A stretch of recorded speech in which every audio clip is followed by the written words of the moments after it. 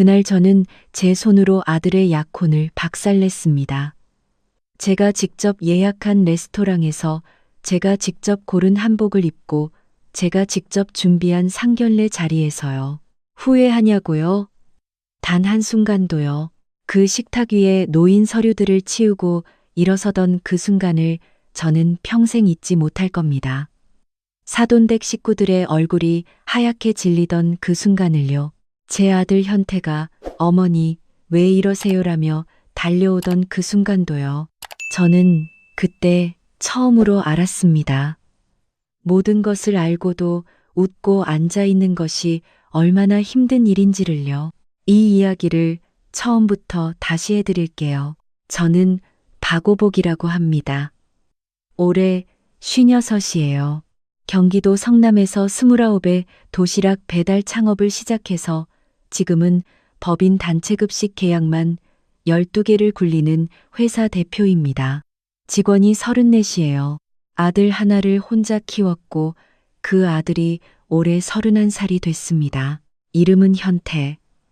대학 졸업하고 중견 건설회사에 취직해서 5년째 다니고 있는 제 인생에서 가장 잘 만든 작품입니다. 현태가 여자친구를 처음 데려온 건 작년 겨울이었어요. 이름은 서지민, 나이는 28. 처음 봤을 때 인상이 나쁘지 않았어요. 단정하고 말도 조용히 하고 저한테도 예의가 있었습니다.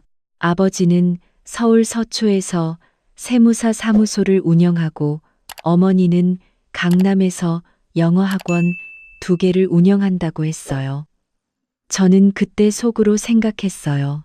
잘 됐다고. 아들 짝으로 괜찮겠다고요. 제가 얼마나 순진했는지 그때는 몰랐습니다. 상견례 날짜는 2달 후 토요일로 잡혔어요. 장소는 제가 골랐습니다. 성남에 있는 한정식집, 제가 10년 넘게 VIP 고객으로 다니던 곳이에요. 방 하나를 통째로 빌려서 메뉴도 미리 의논해두고 꽃도 넣고 자리 배치도 제가 직접 챙겼어요. 현태한테 미리 신신당부도 해뒀습니다. 오늘 하루만큼은 서로 좋은 자리가 되자고요. 그날 아침 저는 한복을 입었습니다. 10년 전에 맞춘 거예요. 버건디 치마에 연한 금빛 저고리. 차려입으면서 거울을 보다가 괜히 울컥했어요. 현태의 아버지가 있었으면 이런 날 어떤 얼굴을 했을까 하는 생각이 들어서요. 혼자 씩씩하게 살아왔다고 자부했는데 이런 날엔 어김없이 그 구석이 시렸습니다. 차를 대리기사 불러 타고 가면서 창밖을 봤어요. 날씨가 맑았고 은행잎이 다 떨어진 자리에 겨울 햇살이 환하게 깔려 있었습니다. 좋은 날이라고 생각했어요. 모든 게 잘 될 것 같은 날. 한정식 집에 도착하니까 예약된 방이 깔끔하게 준비되어 있었습니다. 저는 직원한테 물 한 잔 받아 마시면서 잠깐 화장실을 다녀오기로 했어요. 그게 제 인생을 바꿔놓은 겁니다. 화장실이 방에서 조금 떨어진 복도 안쪽에 있었어요. 제가 거기 들어서려다가 발을 멈췄습니다.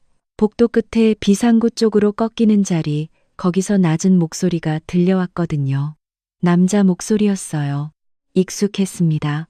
현태 아버지 될 사람, 그러니까 서지민 씨 아버지였어요. 서세무사. 저는 그냥 지나가려고 했어요. 그런데 다음 순간 들려온 말에 다리가 굳어버렸습니다. 지민아, 오늘 계약서 얘기 꺼내는 건 내가 할게. 네가 나서면 티나니까. 아빠, 그 여자가 회사 장부 공개 안 하면 어떡해요? 그래서 내가 현태를 심어놓은 거잖아. 결혼하고 나면 그 여자 사업 자산 절반은 자연스럽게 우리 손에 들어와.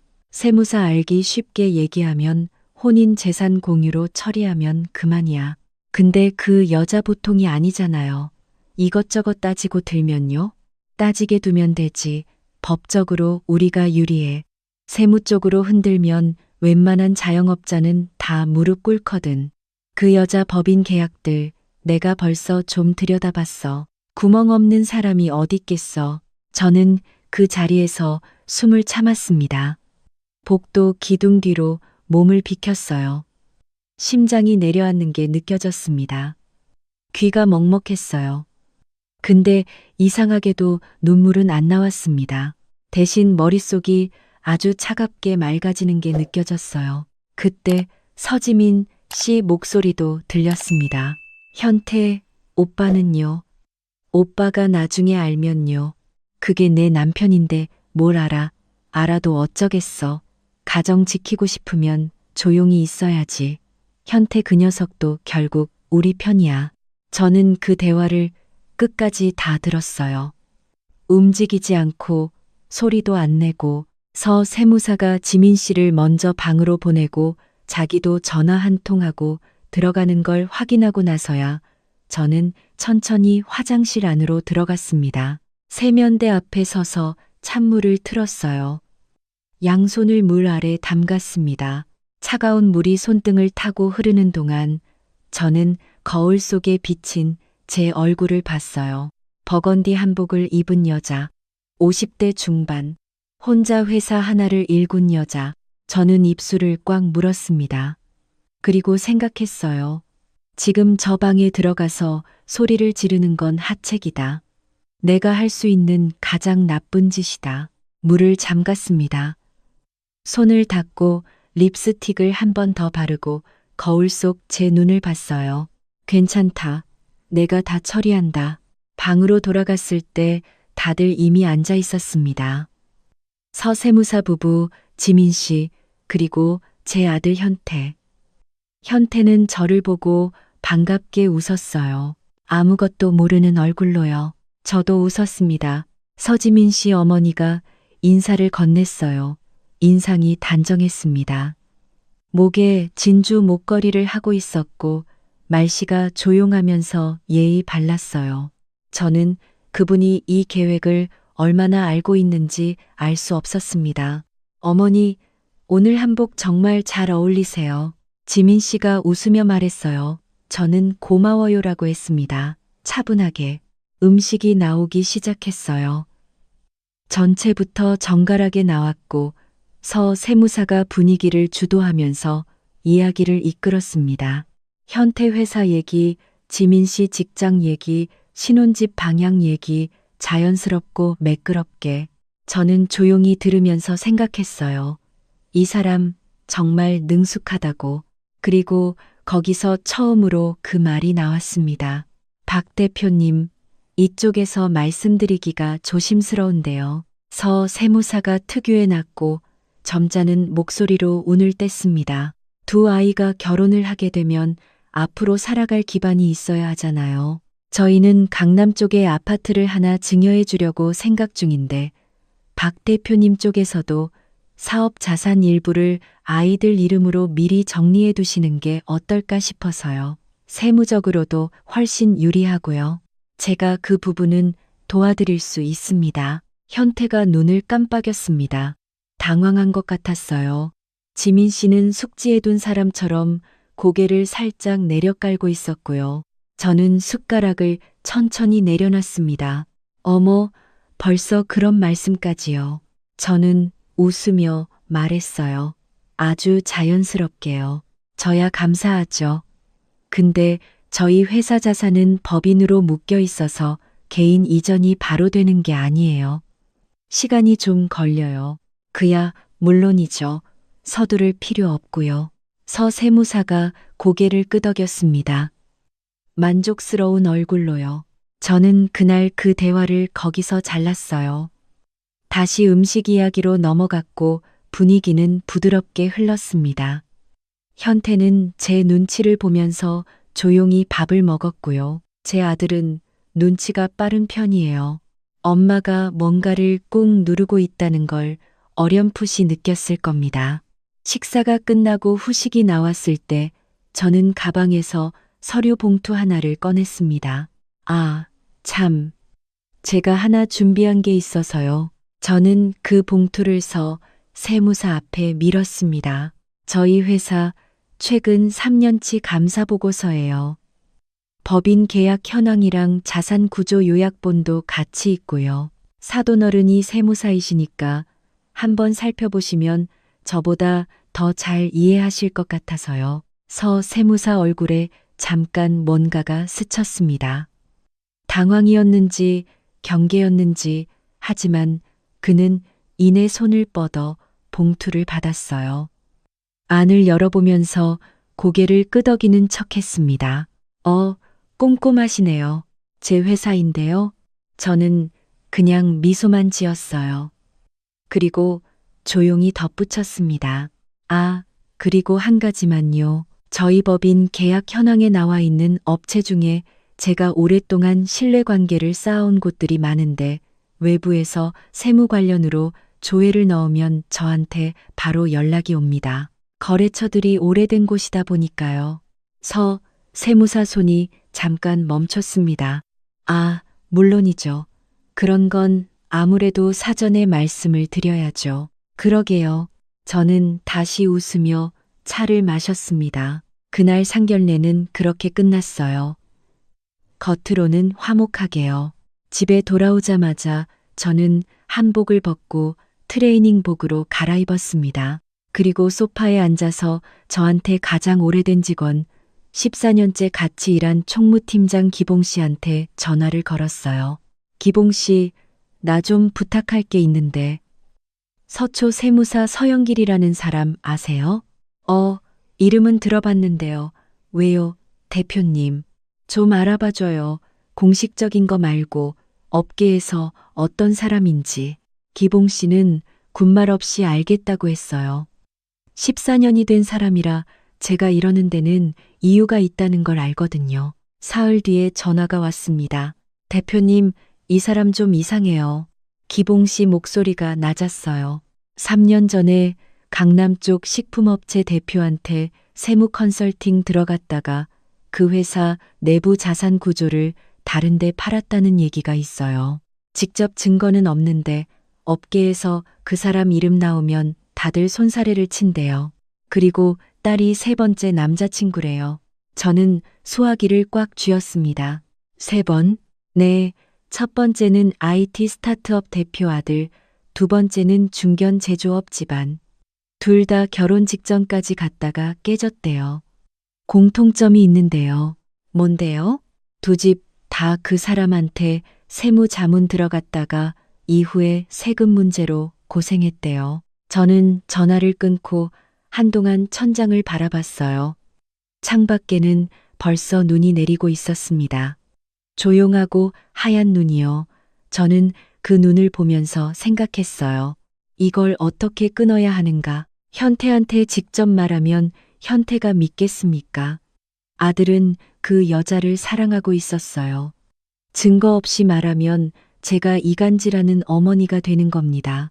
서 세무사를 정면으로 몰아붙이면 그 사람은 분명히 법적으로 대응하겠죠. 세무사잖아요. 저한테 구멍을 파놓고 기다릴 거예요. 저는 하룻밤을 생각했어요. 그리고 결론을 냈습니다. 증거가 필요하다. 그리고 그 증거는 내가 직접 만들 게 아니라 저 사람들이 스스로 남기게 해야 한다. 저는 다음 날 현태한테 전화를 했어요. 현태야, 엄마가 사돈어른한테 드릴 자료를 좀 더 준비하려고 하는데 아버지 사무소 주소 좀 알아다 줄게. 왜요? 직접 가서 인사드리고 싶어서. 사돈 될 분인데 내가 먼저 찾아뵙는 게 맞지 않겠어? 현태는 기뻐했습니다. 엄마가 적극적으로 나서니까 좋다면서요. 저는 서세무사 사무소를 찾아갔어요. 예고 없이 간 게 아니라 약속을 잡고 갔습니다. 서류 봉투를 들고요. 안에는 제 회사 계약 현황 일부가 들어 있었어요. 일부러 약점처럼 보이는 구석을 하나 만들어서 넣어뒀습니다. 서 세무사는 반겼어요. 자기 손바닥 안에 들어온 줄 알았겠죠. 어서 오세요, 박 대표님. 이렇게 직접 찾아오실 줄은 몰랐네요. 사돈이 될 뿐인데요. 저는 웃으며 자리에 앉았습니다. 그 자리에서 서세무사가 두 번째로 운을 뗐어요. 이번엔 훨씬 직접적이었습니다. 혼인 후 법인 자산 공동 관리 방안, 세금 절감 명목으로 제 회사 지분 일부를 지민 씨 명의로 이전하는 방법, 심지어 제가 은퇴 후에 회사를 어떻게 넘길 것인지까지 저는 메모하는 척 하면서 끄덕였어요. 그리고 사무실을 나오는 길에 가방 안에 들어있던 소형 녹음기를 껐습니다. 15년 전에 사업하면서 처음 한번 쓰고 서랍에 넣어둔 거예요. 이런 날이 올 줄은 몰랐는데 버리길 잘했습니다. 집으로 돌아오는 차 안에서 저는 파일을 확인했어요. 선명하게 잘 녹음돼 있었습니다. 서 세무사 목소리, 제 회사 자산을 언급하는 발언들, 현태를 이용한다는 취지의 말들까지. 그날 밤 저는 중학교 때부터 친구인 동창 변호사한테 파일을 보냈어요. 이름은 말 안 할게요. 다음 날 아침에 전화가 왔습니다. 오보가 이거 쓸 수 있어. 사기적 혼인 유도, 재산 편취 목적 접근으로 법적 조치 가능해. 근데 그 전에 네가 원하는 게 뭔지 먼저 말해봐. 저는 생각했어요. 재판까지 가고 싶지는 않아. 조용하게 끝내고 싶은데 저쪽이 조용하게 못 끝낼 것 같으면 그때 써. 알겠어. 일단 증거 확보해두고 네가 신호 주면 움직일게. 다음 날 저는 현태한테 전화했습니다. 현태야, 엄마 오늘 좀 볼 수 있어? 현태가 왔어요. 저녁을 같이 먹었습니다. 집에서 제가 만든 된장찌개에 밥 먹으면서요. 그냥 보통 저녁처럼. 밥 먹고 나서 제가 말했어요. 현태야, 지민 씨, 아버지 만나고 왔어. 알아요. 저한테 말씀하셨잖아요. 그래, 근데 거기서 엄마가 좀 이상한 걸 느꼈거든. 현태가 숟가락을 내려놨습니다. 표정이 굳었어요. 무슨 말이에요? 저는 빙 돌려 말하지 않았어요. 아들한테는 직접 말하는 게 맞았습니다. 처음 상견례 날 복도에서 들은 것부터 기봉 씨한테 알아본 것, 사무소에서 직접 녹음한 것까지 전부 말했어요. 현태는 중간에 한 번도 저를 끊지 않았습니다. 가만히 다 들었어요. 제가 다 말하고 나서 한동안 침묵이 흘렀습니다. 그러더니 현태가 물었어요. 지민이도 알고 있는 거예요? 복도에서 아버지하고 얘기하고 있었어. 현태 눈빛이 흔들렸습니다. 저는 아들 얼굴을 봤어요. 그게 얼마나 무너지는 얼굴인지 알아서 말을 더하지 않았습니다. 들어볼게요. 지민이한테. 그래, 내 판단을 믿어. 저는 그렇게만 했어요. 그 다음은 현태 몫이었습니다. 현태가 지민 씨를 만난 건 사흘 뒤였어요. 어떤 대화를 했는지 저는 자세히 물어보지 않았습니다. 현태가 저한테 전화를 했을 때 목소리만 들어도 알 수 있었어요. 엄마, 나 헤어졌어요. 저는 아무 말도 안 했어요. 잠깐 있다가 물었습니다. 밥은 먹었어? 아니요. 와, 엄마가 만들어줄게. 그날 현태는 새벽 2시까지 저희 집에 있었어요. 말을 많이 하지는 않았습니다. 저도 많이 하지 않았고요. 제가 라면 끓여줬고 현태는 그거 먹으면서 한 번 눈물이 났어요. 금방 닦았지만 저는 못 본 척 했습니다. 아들이 집에 간 뒤에 저는 거실에 혼자 앉아 있었어요. 불은 끄고요. 어두운 거실에 앉아서 오늘 있었던 일들을 돌아봤습니다. 잘한 거야 싶었어요. 근데 동시에 내 아들이 첫사랑 같은 감정으로 믿었던 사람한테 배신당했다는 게 가슴이 아팠습니다. 그게 더 오래 남았어요. 그런데 이야기는 여기서 끝나지 않았습니다. 파혼 소식이 알려지고 일주일쯤 뒤 서 세무사 쪽에서 움직이기 시작했어요. 제 회사 거래처 2곳에 갑자기 세무조사 압박이 들어왔습니다. 직접적인 연관은 없는 것처럼 포장됐지만 타이밍이 너무 정확했어요. 그리고 현태 회사 인사팀에 누군가가 제보를 넣었다는 얘기도 들렸습니다. 현태 어머니 회사가 세금 문제가 있다는 식의 내용으로요. 저는 동창 변호사한테 연락했어요. 써도 돼. 이제 조용히 끝낼 생각 없는 것 같아. 파일이 사용됐습니다. 서 세무사가 제 사무소를 방문했을 때 자산 편취 의도를 직접 발언한 녹취, 상견례 전 복도에서 나눈 대화 정황, 기봉 씨가 파악한 이전 두 가정의 공통 피해 패턴, 변호사가 이것들을 묶어서 법무부 산하 세무사 징계위원회에 민원을 넣었고 동시에 이전에 피해를 본 업체 대표들한테도 연락을 취했어요. 저는 그 과정에서 10년 전 식품회사 대표를 직접 만났습니다. 성남 근교 낡은 공장 건물이었어요. 그분은 저를 보더니 처음엔 경계했어요. 누가 보낸 거예요? 아무도요. 제가 왔어요. 저는 커피 한 잔 얻어 마시면서 제 얘기를 했습니다. 그분도 조금씩 말문을 열었어요. 서 세무사가 어떻게 접근했는지, 회사 자산 구조를 어떻게 파악했는지, 그걸 어디에 어떻게 팔았는지 쌓인 게 많은 분이었어요. 그동안 혼자 속으로만 삭혔던 분이요. 저는 그분 손을 잡았어요. 같이 해요. 저 혼자가 아니라 우리가 같이 하면 다르게 끝납니다. 그분이 동참했습니다. 세무사 징계위원회 조사가 시작됐고 이전 피해 업체들이 연달아 진술에 나섰습니다. 서 세무사는 처음엔 버텼어요. 언론에 제 회사 얘기를 흘리는 것도 시도했습니다. 어느 날 인터넷에 성남 단체급식 업체 세금 의혹이라는 글이 올라왔어요. 저는 그날 저녁 현태한테 전화가 왔을 때 웃으면서 말했습니다. 현태야, 인터넷에 엄마 회사 얘기 나왔더라. 알아요. 저도 봤어요. 엄마 어떡해요? 어떡하긴. 우리 회사 감사 보고서 3년치가 다 공개돼 있는데 뭘. 저는 다음 날 제 회사 SNS에 공식 입장을 올렸어요. 법인 감사 결과, 전문, 거래처, 현황, 외부 감사 기관 확인서까지. 숨길 것이 없으면 숨기지 않는 게 가장 빠른 방어입니다. 온라인 반응은 오히려 제 회사 쪽으로 기울었어요. 투명하게 공개한다는 인식이 생겼거든요. 서 세무사 측 대응은 거기서부터 흐트러지기 시작했습니다. 결정적인 건 따로 있었어요. 서 세무사 사무소에서 같이 일하던 직원 한 명이 자진해서 저한테 연락을 해왔습니다. 익명으로요.